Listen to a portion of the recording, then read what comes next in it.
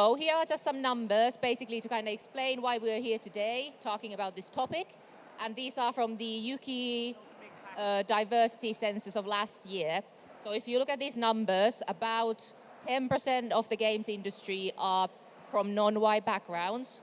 About 30% of the industry are female. About 3% are either non-binary or other. We have 24% LGBTQ plus representation, 23% are neurodiverse, and then we have 26% of people who have carer responsibilities. And the census didn't even have data for people who are from working class backgrounds, for which we have lovely Ryan here to talk about. Nor do we really have info from like people who are maybe in like, they're like 30s, 40s or later, who have just entered the industry for the first time. But these are the numbers we have, and that's kind of the reason why we're here today. Cool. So to get the panel started, I'll first talk about me very briefly before I can hand it over to my lovely panelists. So yes, hello, I am Anni. I am currently working at Playtonic as a brand manager. This has been my first week, so I literally only just started. I also run a community called Social Link, which focuses on providing networking opportunities and a community for people who have only just entered the games industry.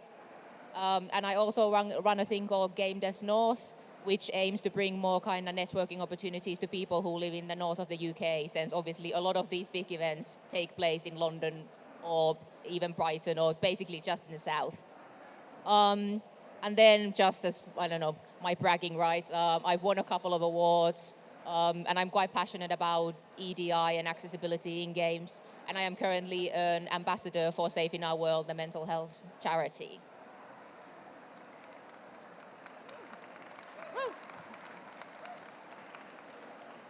Perfect. Now I can hand you over to my panelists. My slides are not matching the order my panelists are sitting in, but they can just pass around the microphone. So if we can start with Harriet. Hello. So I'm Harriet. I work at a place called Manycat Studios, where we work on mostly projects related to elevating the knowledge of disabled and neurodivergent people currently working in the industry, that people think we don't exist. It's very weird. And I'm also the project lead for the Impact Project, which is 6 amazing members of that cohort that represent an intersectional amount of disabilities, neurodiversity across the country, to sort of show that they're there. And yeah, I do lots of public speaking and lots of shouting about being working class, disabled, neurodivergent, and this. Yeah. Perfect. Thank you, Harriet. If you can then hand over to Jay. Hi everyone, I'm Jay. I'm the CEO and Managing Director of an indie studio called Ahern Pixel. I'm also the course leader for BSc Games Design and Animation, which is an undergraduate degree at the University of West London. At Ahern Pixel, we're making a cute and colourful RTS for PC and console with accessibility at its core. And we do some outsourcing bits. So I've been around since about 2015, and I think that's about me in a nutshell. So let's Perfect. Thank you, Jay. Then we have Lexi. Hey, hi, I'm Lexi. I am a journalist from Ireland and a college student, and I am the EIC of startmenu.co.uk, which is a website for young and old people who are wanting to get into the games industry, specifically games journalism. And we don't run ads, we operate as a place for people to find opportunities, to get advice from experienced journalists, to learn how to pitch places, to have opportunities reviewing games, and to get to work with an editor one-on-one. And we try to support as many different people as we can and work with as many people directly as we can and just give them a place to show their work and show what they're capable of. Thank you, Lexi. Next up, we have Ryan. Cool. Hello, yes, I'm Ryan Brown, better known as Toad's Anime on the interwebs. Yeah, I'm currently the very recent marketing director at Lost in Cult, which are known for making sort of premium game books, recently gone into vinyl as well. Obviously, I was previously at Super Rare Games with lovely Annie. And yeah, I'm also setting up and running a new indie games publishing label at Lost in Cult. I've been in the industry for 11 years, so originally video games journalism, and then into marketing with that classic switch from journalism to PR. And yeah, now doing all publishing-y goodness and killing it in my little Barbie outfits. So yeah. Cool. Cool. Last but not least, we have Shaz. Hey everybody, I'm Shaz. I've been in the games industry for 13 and a half years now. Started in the trenches, that's QA.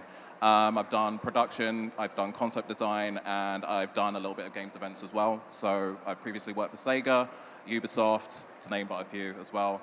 I'm currently a content creator full-time because I need a rest, basically. But yeah, that's pretty much it. Brilliant. Thank you so much. Well, some of you pretty much covered this next question we have, but if you have anything to add, basically, what does your kind of career background look like? Like, where did you start and how did you get here? If you didn't already share that. And whoever wants to start can start. I'm holding the microphone, I may as well start. So, when I was a young Shaz, I wanted to basically get my name in a Sonic game. I'm a massive Sonic the Hedgehog fan. Don't ask me about it, I'll talk forever about it anyway. But I decided I wanted to get my name in a Sonic game. So my first job was QA at Sega. Did that in about 3 months. I was like, oh great, now what? So I was thinking about a career path. I started basically moving my way up, senior tester, production, did that for a little bit as well, and a little bit of brand advisement. And then I got bored, because I have ADHD and it happens a lot. So I decided to switch paths and went into concept design for a little bit. And then I got bored of that and I decided to go into games events for a bit as well. But I realized that I enjoy talking to people a lot and talking in general. So I decided to do content creation part-time and that really kicked off. So I think the first year I was on Games Master on E4 for a bit. And basically, it just started with just like activations and people coming left and right, like asking me to like play their games and things like that. So I was like, okay, I could probably do this full time for a bit. So that's what I'm doing right now, probably until I get bored again. But yeah. Perfect. Just hand over to whichever side you want. So I am from an extremely tiny, very industrial town in the northwest where nobody does things because why bother? One of the lowest attainment rates in the country. Big up Merseyside!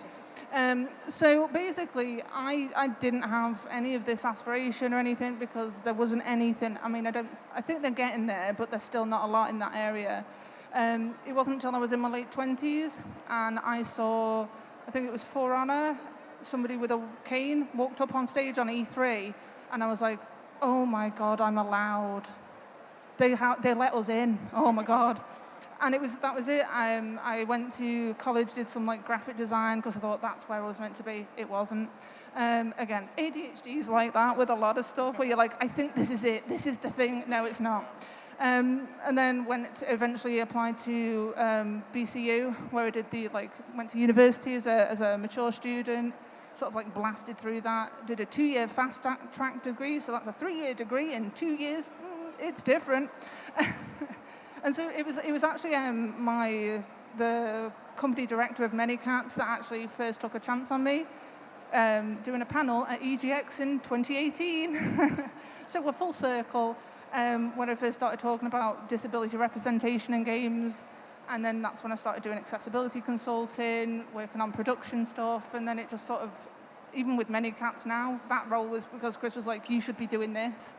So it's having that network and a lot was a huge part of it, which I couldn't do in the traditional ways because I'm also autistic and it's different. We communicate differently. So yeah, it's been about 5 years to get from there to here. The most rapid part of that was very recently, like probably in the last 12 months. I wouldn't have been doing this a year ago. No. So yeah, that's my journey. So for me, very similarly, I suppose, like I'm from like a very super working class background from Harlow in Essex, which is very impoverished. And like for me, like my background was very much the expectation is kind of cool, where you go to school and then you kind of just go sign on. And that's kind of the expectation of what happens. And as you saw from lovely slides earlier, and Annie saying, like the number of people from working class backgrounds or impoverished backgrounds that get into the video games industry is very slim. It is mostly a middle class industry. And yeah, so for me, like there was no motivation to do anything. And that's not through laziness, it's just through that expectation that's been passed down for generations is you're not going to get anywhere. So yeah, for me, it kind of just happened almost by accident. I'm the first person in my entire family to ever get a job. Crazy lucky to be in the games industry, obviously.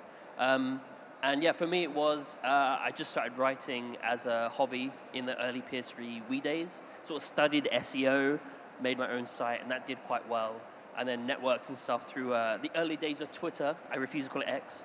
The early days of Twitter, networking with the games industry and press journalists and developers and sort of building a network that way. And then eventually moving into sort of journalism that actually pays money. There's not a lot of money in journalism, but journalism that paid money off that. And then, and then eventually moving into PR and marketing and publishing and all that goodness. Yeah. I was going to ask you how you found journalism that pays money. I'm still fucking... No, I wound up in the games industry in a very circuitous way. I'm like a 5-year veteran in the industry and I'm 23. But I started writing because I was spending a lot of time in hospital. I dropped out of school. And while I was there, I started writing on giant bomb forums. And it was just like community stuff. It was terrible, written, a lot of rambling posts and things like that. And then at one point, I saw Ian Higton retweeted a website that had just been set up called Start Menu that was being run by James Law and Imogen Melner. And I was like, oh, why not? I have no other options. I haven't sat my final exams from leaving cert. I should start doing something with my time. And so I jumped into that Discord, and then 3 months later, the two of them, after founding the website, got jobs in the games industry and couldn't run it anymore. So they handed it off to me and George Benjamin Jones, two incapable and not ready for that job. And I went to Gamescom that year with my dad in tow. And then from there, I started doing freelancing bits. I got very lucky with an early piece with Vice back when Waypoint was still a thing. And recently, I spent my college work experience working at The Gamer. And then from there, I also started helping out with Giant Bomb itself, which was sort of like a lifelong dream, having been a huge fan of their content for years and years. And now I'm doing the freelance thing while running Start Menu. So, yeah. Thanks. My career, I don't think I was aware that there could be careers in games for quite a while, for an embarrassingly long time. But as a gamer, I've been gaming. I'm a Korean, basically. It's in my blood. I've been playing StarCraft since I was like 9 years old. And my parents are immigrants to this country, and I was born here. So there was a interesting dynamic growing up in that they put a lot of pressure on me, still put a lot of pressure on me to succeed, because they, in their eyes, they've made so many sacrifices to be here and they've worked really hard. And I am the result of that effort, if that makes sense. So I guess they're still going, why are you not a doctor yet? You know, that sort of situation. So I am also trying to do my PhD, probably not from their influence, but a part of me feels like I need those letters as well to feel like I have the confidence to speak.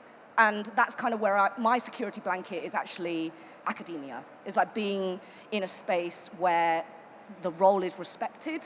My parents are so proud that I'm working at university, but my real dream was to start a business. I think probably more than I wanted to be in games specifically. I just love this idea of creating something from scratch. So my past life was actually in the music business. My first love was being a performer, being a singer-songwriter. And then I saw a lot of, child prodigies. And I was like, I'm never gonna be that good. And I fell in love with graphic design, 3D modeling, and games development. I've always been really fascinated with kind of like the theory of play. And that's where I've spent my entire working life dedicated to learning more about this amazing creative art form that we call video games. And I spend all my time making and teaching, just being involved in the gaming industry in general, and just trying to be as active as possible. So it's been a very weird and wiggly journey, is what I would say. And that's probably my career background. Yeah, you can move on. Yeah, thank you, everyone. I can quickly go through kind of my own background. There's a lot of similarities I can see between all of us, which we'll probably discuss more in a bit. But in terms of my background, so in case you cannot tell from my accent, I am by no means British. I am also not Irish. I actually grew up in Finland, and you will know this place because it has a phone named after it. I was born in the city of Nokia. I also come from a very kind of impoverished working class background. I was the first person in my family to even finish high school. So then when I moved countries and got a degree in a foreign country, that was like unheard of.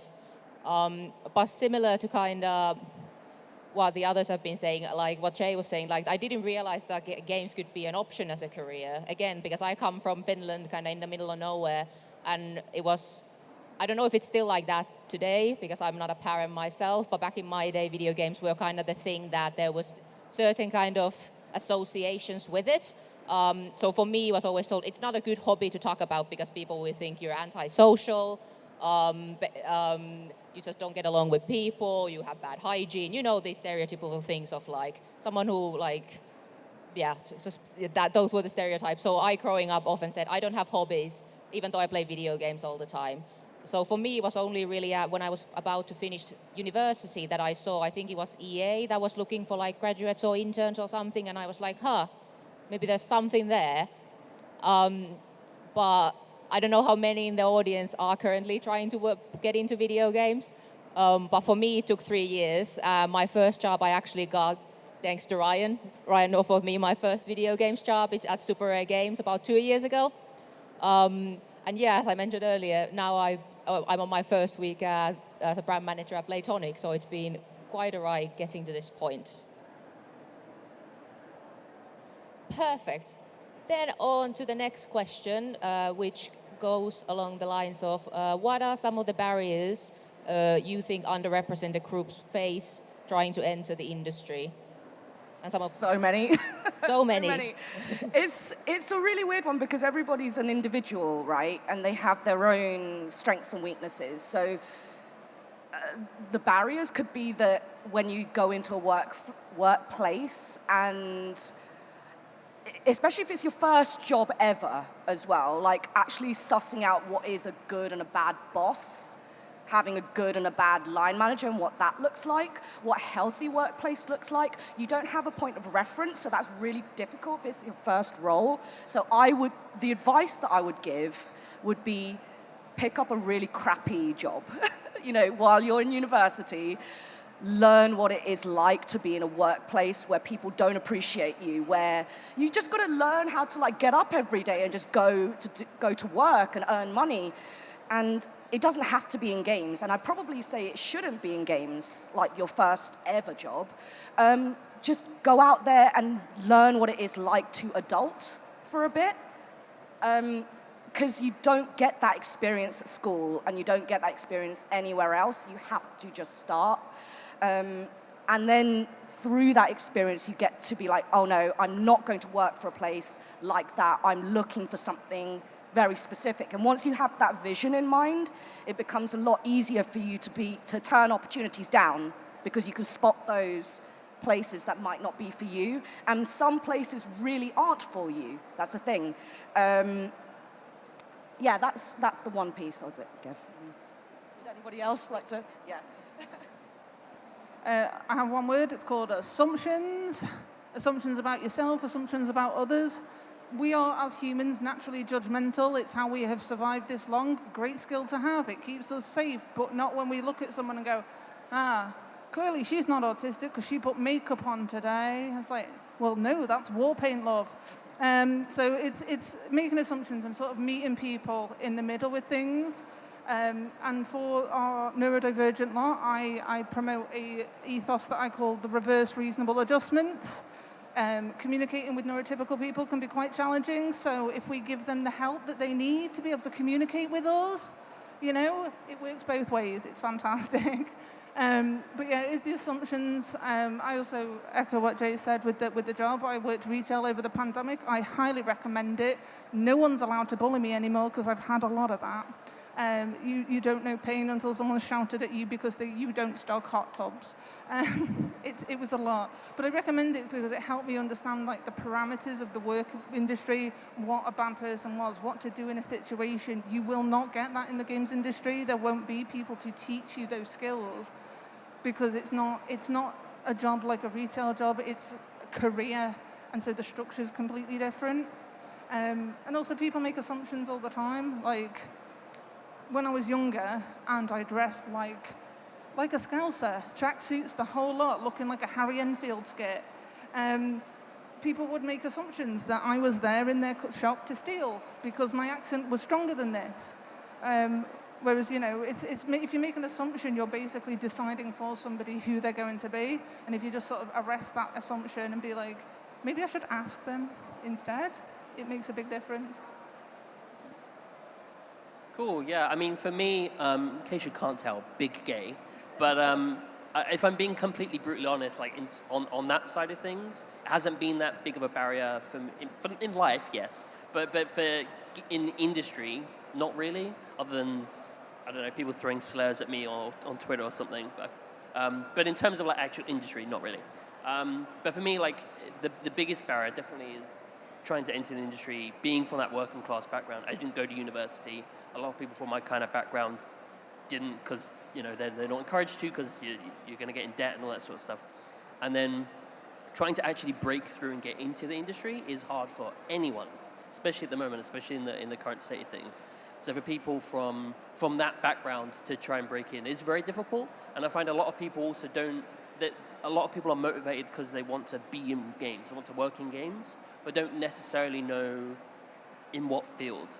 And I think that that's certainly one thing which is missed, especially from people of that background, is you kind of need to know where it is you want to, not even necessarily start at, but where it is what kind of field you want to get into, because they're all different career paths with different entry points. There's definitely not enough entry points, but that's there. And again, yeah, of course, like I dress like this. Literally, I think I've been walking around, people go, nice costume. Like I do meetings like this. So I think that there's definitely that expectation, to less so in games, if I'm being honest, but there's definitely that expectation to dress sort of professionally and people walking about wearing suits or whatever. But I kind of just want to dress in bloody jogging bottoms and nonsense. Hopefully I can get away with that now. But certainly I feel like if I was asking for a job from the get-go, probably not. But yeah, I feel that people of that background, people of working class backgrounds, probably find it comparatively much more difficult to get into a creative industry like the games industry. And yeah, there are frankly not enough entry points in order to get into, and that's definitely something which the industry itself needs to kind of work on, is to have those kind of easy starting points. Yeah. I mean, I think we've covered the working class thing, so I'm not going to go over it again. But I think there's been many times when people are talking about skiing trips, and I'm like, what? You go on those? Okay, cool. I think for me, again, I started a very long time ago. I'm very particularly speaking to people of color in here at the moment. Be very prepared in some positions to be the only person in the room, and in some cases to suddenly be the spokesperson for your entire race in that room. Also, shut those conversations down immediately. Like when someone turns to you and goes, hey, so you like rap music? I'm like, why do you think that? Oh, because you're, oh, okay, cool. Yeah, no, there have been many, many times where I've been to a place or before I apply for anywhere where I will go to a website and I'll look at the photo, the group photo, and I'm like, oh no, they dragged out the janitor for this one, but yeah, there is one black person here, fantastic. But yeah, I think it's trying to get past that and trying to get people to talk to you like a normal human being, because there is this unspoken barrier where people don't really know how to speak to you, but it's like, I like the same things as you, I read books. Don't be afraid, it's fine. And I think, again, to a lesser extent, the way I present myself has always been an issue. I mean, I actually regressed back to looking professional, like in the first 2 years of the games industry, because I was pulled aside by a boss, who was a very bad boss, by the way, and she sat me down and went, I would like to put you forward for the senior position, but you need to change the way you present yourself, because I don't think people are going to take you seriously. And that stuck with me for a good 5 years. And then after I'd gone through several jobs and realized that there was a way for me to do this in my own way, I just went back to this, basically. But yeah, those are the things to be wary of. I think I made that sound very negative, but yeah. No, I don't know if you could turn that into a positive. I think, to be fair, one of the things I do like about the games industry, well, I've been here 2 years, but at least like just walking around EGX, you see people that work in the games industry. We all look very different. And I like that about the games industry, that at least when it comes to like the way people dress and look, there is generally not that much, like we're not all walking around in suits, and I like that because I can tell a lot about a person based on how they dress, and I like the games industry has that. Sorry, Lexi, you can go on now. No worries. Yeah, I think it was mentioned that, like, everyone faces barriers getting into the industry, and I think that's a really good point, because when I first started out in this industry, when I sort of established myself, I hadn't come out, and so it was just another cis white dude in the industry. But there was still other unseen barriers. Stuff like I had been dealing with an eating disorder, so suddenly industry events, meetups, I don't drink. Again, meetups, industry events become quite stressful. I live in Ireland, which isn't like the most remote place in the world, but it does mean that any trips I have to go to, I usually have to pay for a flight. And so even if you don't present a certain way, you do face barriers. Everyone faces barriers. And I've sometimes find that sometimes my transness is a blessing and a curse. Obviously, it's a very easy thing for people to target online, and that's something that you just have to learn to grow thick skin about, especially if you decide that you want to be any bit public-facing in any way.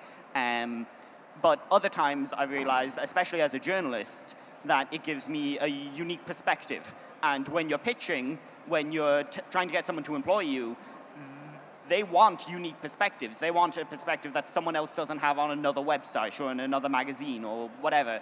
And so in some ways I've felt like that's always been a blessing. But yeah, there's ways that you can embrace parts of the things that would normally be a roadblock to you, and you can use those. And it's finding the right times to do that. I've also felt pretty lucky because I've been like on a waiting list for a long time for any gender affirming care, because Ireland is great like that. But it has meant that as I started being on video and I started being on shows, I presented quite mask, and that genuinely, I do think, helped a lot of communities that I was being involved in, like, not target me, because they just thought I was another dude. And then as, I dressed more feminine, the more I would be on shows, or people would use she, they pronouns for me, and like things like that. People would be a bit more willing to go along with it because they'd already decided they had liked me. And yeah, I think I've gotten very lucky in a few ways in that regard. Thank you, everyone. Then we are moving on to the juicy bits, which I assume a lot of people might be here for today. So the next thing we're going to discuss is, what advice would you give to game companies trying to make themselves more diverse, inclusive, and accessible? I'm going to hand it to someone else first. I feel very passionately about this because I've been growing companies for a really long time. I'll tell you a little bit of a story. My first startup was a uni project. I think I was 19 when I started that, and we were going to make the greatest website anyone has ever seen. Obviously, we went out and borrowed some money. I think we borrowed like $2,000 each, and we were going to fly. That was what the plan was. It tanked horribly, and the reason why it tanked was the team makeup. They were just not. There was no glue holding us together when things got hard, was what I was saying. So what I try and do, my philosophy when I'm recruiting for Arrogant Pixel, is try and find someone with that has almost the polar opposite in terms of like personality type, lived experience, because that is my blind spot. And if I don't have someone watching out for me in areas where I know that I don't have the knowledge, how on earth am I going to know what that looks like, you know? So for me, I'm a massive yes person. I have lots of energy. I want to do a million things all at once. But my COO is someone that says no, in the most respectful way, of course, but it's someone that will rein it in, be a little bit slower, almost the polar opposite to me, and someone that I will respect and adapt to. And when he says something, I take it seriously because there's a reason why he's saying something like that. And of course, if there is a workplace, the worst thing, I think, is going into a workplace where there is artificial harmony, where people are political in how they interact with one another. It's more about the outcome. They say things that aren't authentic to get a specific result. And I hate that. What I like is a really robust debate about something, and then we all go out for coffee and drinks later. We can have like the most crazy argument over like specific shades of pink, but still be able to go out and be friends with each other at the end of the day. I like healthy conflict because it has to happen. You have to build consensus around these ideas, and the diversity of the team makes that happen, in my opinion. So it's not about like, it's also about diversity, like in terms of, you know, how you publicly present yourself visually, but also like think about neurodiversity, think about just general personality types. How many extroverts versus introverts do you have in your company? And I promise you that your team will be stronger for it. That's all I will say.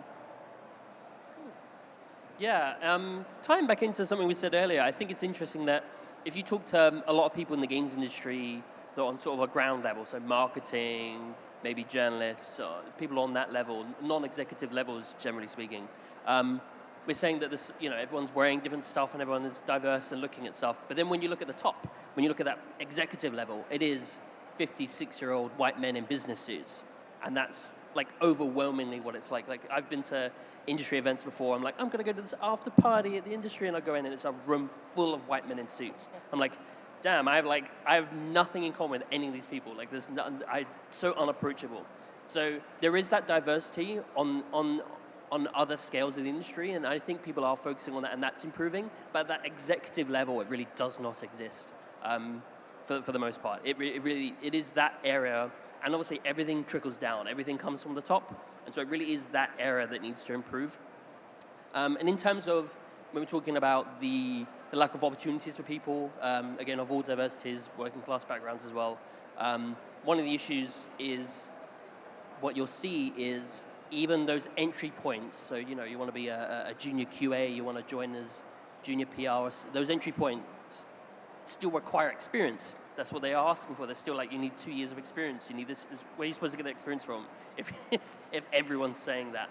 And so I really do think that executives and hiring managers and directors and stuff, it's certainly something I'm trying to push for, need to be able to look at transferable skills from all types of points, even if they have just worked, you know, in a subway or done something completely outside of games, whether it's retail, looking at those points, seeing what their personality is, seeing if any of that clicks with what it is that you're looking for. I strongly believe, obviously, I hired Anni and got her into a PR role at Super Air, and she killed it, nailed it. Like if we had hired someone that was 5 years, 10 years experience in that role, there's no way they would have done it better. And so I do think, even from a pure, awful, corporate, executive-y, boring business side of it, I think there are advantages, and I think companies understanding that actually you're losing money here, your company could be better here, then they listen. Then they're listening. And yeah, I do think that getting more people, more diverse people into games and loosening up that experience of what that looks like, and just being able to see the right person and see the transferable skills really helps. Yeah. Why not? So I think one of the big pain points for me are two things. One, nepotism. I think everybody knows, myself included, unfortunately, is people will try for years to get into the games industry, and it will be a friend of a friend who knows someone who knows an entry-level position that they may have. And that's exactly how I got mine. I applied for 4 years, and it just so happened that a friend of mine happened to work at the same company and put a word in for me literally the day after I got that. I was sort of incensed by it, but at the same time, yay! But there is a lot of that in the games industry, and I think it sort of suffers because what you get is that you'll have a bunch of people who are passionate about games, but you don't get any outside experience of other people from other walks of life. Maybe people who may have decided to change from banking or marketing and decided that they want to work in games. That extra eye is missing, definitely. And then the other big pain point for me is retention. So I think there's a lot to look at internally in terms of culture, especially where people who are moving up, maybe people of color, maybe diverse, who are just looking at what's around them and going, okay, do you know what? This isn't for me anymore. I don't think I can go through this long enough to go through the ranks. And that's how you end up with rooms full of like cis white males in blue suits and brown shoes, which is the worst combination ever. But yeah, I think that definitely needs looking at the most, and I think that comes from listening. There are a lot of panels like these. There are a lot of people who want to advocate for like neurodivergency or people of color. You just need to listen to them for once, please. My God, but yeah. For me, like recently, I was at an interview. I'm trying to think whether it was at Rocksteady, for example. They are genuinely one of the most inclusive hiring processes I have ever been through, and I've been through a fair few. I asked for my reasonable accommodations during the interview. Not only did they do them, but they checked to make sure they were working. There wasn't excuses of like, oh, we weren't told. Oh, that's actually the HR department, they haven't done that. And it's like, well, I can't understand what you're saying, so how are we going to communicate if I can't understand? Like, and then that makes me look like there's something wrong with me, when it's literally a simple switch to put on captions. It's not difficult to do. Things like, one of the hard things to sort of think about and talk about is we are all biased, right? People don't like to think about it, but we are. We enjoy talking to people and being around people that think the way we do, because it makes us feel comfortable. We then produce oxytocin, which reinforces that feeling, which also reinforces hate when we're talking bad about people. Oxytocin, it doubles down on those emotional connections. So I think for people, especially those in power, and this is something that I really believe in as I push to gain power so I can help people like me, is when you kick the door open, leave it open behind you.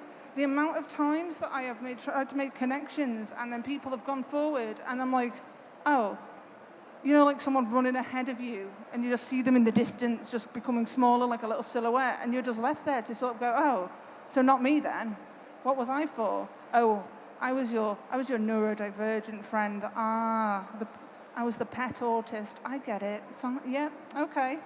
And so it's that. It's like if you are in a position of power, no matter where you are, particularly like you say, executive, but anywhere, getting that door open for other people. It doesn't have to be your specific section of underrepresentation, but everybody, because we are all in the same boat in that degree of being underrepresented. So it's sort of like any opportunity, open that door, let somebody else in when you get in. It makes a big difference, because that same nepotism, we can use that system too. You know, and if that's the system that's used, that doesn't mean that we can't be like, I know someone who's amazing for that specific thing. It's why I do mentorship, because that's a great way to do that for people like me and for people not like me. That's, yeah, mine. So as someone that's spent the last 5 years trying to help people get jobs in the industry and watching people apply for jobs, and a lot of like my day-to-day is giving people advice and feedback, it's been a long time of like people going for a job, interviewing really well, feeling great about it, and then being told they don't have enough experience, which is something that's already come up. I've been told I don't have enough experience despite having been doing this for 5 years. There's a real frustration with that. And it's something that I've even brought up with local newspapers in Ireland of, you know, a lot of the media is consolidated in Dublin, and it's an extremely expensive place to live. And suddenly the only people that can afford to stick it out long enough to get a job that pays well are the people whose parents or who have a support already in place or who live in Dublin. And it's the same with the games industry. A lot of the people who stay in games journalism long enough to become part of the old guard or long enough to become quite well paid or established themselves. They're only able to stay there long enough because they either have the money beforehand, or they are cis white men who aren't usually harassed online and aren't bullied off the platform or platforms. And it means that you basically have the situation where it's not that, you're actively being targeted, sometimes you are, but the whole system is built so that it filters out people who are in any way different, or in any way a minority, because you just can't hang in there. You just can't keep going. And so the big thing for me is always, if you hire someone, if you're hiring diverse, if you're doing that, which is good, you're hiring a diverse group of people and you have entry-level people hiring diverse, support them to stay there. Like, they will need your help. Some people need more help to be able to stay in the industry than others, and they will keep at it. It's not because they're not trying, it's because they have a lot more to deal with than some other people. Brilliant, thank you everyone. I've just been told that we have 5 minutes left, so we'll use this last question as a opportunity to kind of tie things up. So you can include your parting words here, but as a final kind of thing, what sort of advice would you give to someone who's from a similar background to yours, who is trying to break into the industry? I'll go very quickly because mine's very simple. If you start out with an email address that is your name, and then you change your name, just bite the bullet and start using the new email address and forward everything on, because before you know it, press Alt IU to one email, and you don't want to be looking at that email every day, and it's just a very small annoying thing that you have to look at every single day. For me, there is power in being different, there is power in being weird, there's also power in the things that you know that are going to be either difficult or impossible for you to do, and being really, really open and honest about that. It's starting to get there. We're getting to a place where people are going, yeah, no, we can help with that. It's starting to get there. It's going to keep getting better. We're all, especially with the disability community in the games, in game development and neurodiversity, we have a connection with each other that means we have the power to make it better for all of us. So you are part of something bigger, especially, and I think that's a huge thing. Like, the community aspect has been massive for. I would say don't diminish anything about yourself to compromise being in any industry, whether it be games or anything else. It's something that took me way too long to learn, and basically people just need to accommodate for you, basically. Before I go on a rant, I'm just going to pass it on. There we go. Yeah, for me, it's just about, unfortunately, we are in a position where there's been so many layoffs in the industry at the moment, especially hitting those entry point kind of fields, that you are effectively competing against people that do have those years of experience. So if you are trying to break in, currently, I'm not saying it's right, but currently it is about networking, being visible, being present, talking to the right people, and that sort of stuff. And also, just as another point, it's just to not diminish not only yourself and your own sort of the own unique things about you, but other people's as well. I think it's very easy, especially when you do climb that ladder, to not pull it up after you. It's very easy for people that, for me, obviously I'm queer and from working class background, it'd be easy for me to say, oh, look what I've battled against this and overcome that, and not looking at because I'm a cis white man, I don't face those barriers. And so to be very aware of what those other barriers are, and how, yes, you have privileges in some areas and not in other areas, like most people. And I think that misunderstanding of what privilege means throws people off sometimes. It just means you don't face those particular barriers. It doesn't mean you're immediately higher up and easier. It's just you face these other barriers. And I think acknowledging that and being aware of that is useful. But yeah, networking is necessary at the moment. Thank you, guys. I would just say, don't ask permission to start. Just do, because no one's going to give you that permission, really. And I feel that it's one of those things where you never know where life is going to take you, and you miss every shot you don't take. I've always found that people from underrepresented groups tend to cancel themselves from certain things, going like, oh, I'm not qualified for that position, I don't think I could do that. Just apply. You never know. And I've taken risks and they've paid off. I've taken risks and they haven't. But the point is that like you will miss opportunities if you don't go for them. And sometimes we do lack the confidence. So sometimes faking that confidence helps until you actually feel like you fill those shoes. And also stay in the industry. And I put a lot of pressure on myself to be as visible and vocal as possible because I had people that I looked up to that inspired me to come into the games industry. And if you leave, there's no one that's going to be here inspiring the next generation. So we do need to work that much harder. We do need to be that much better. It's just the confidence, I feel, that we need to work on. And I think that everyone can do that. Cool. Shaz kind of shared my tip, but I'll keep it short and sweet. Basically, don't change who you are. Always ask questions. They are there for you as much as you are for them. If you feel suspicious, ask questions. And if you don't get a role, that role wasn't meant for you anyway. I know it hurts, but there is somewhere out there, there's a role that will be right for you and a place where you will be treated well and where you'll be happy. Thank you, everyone.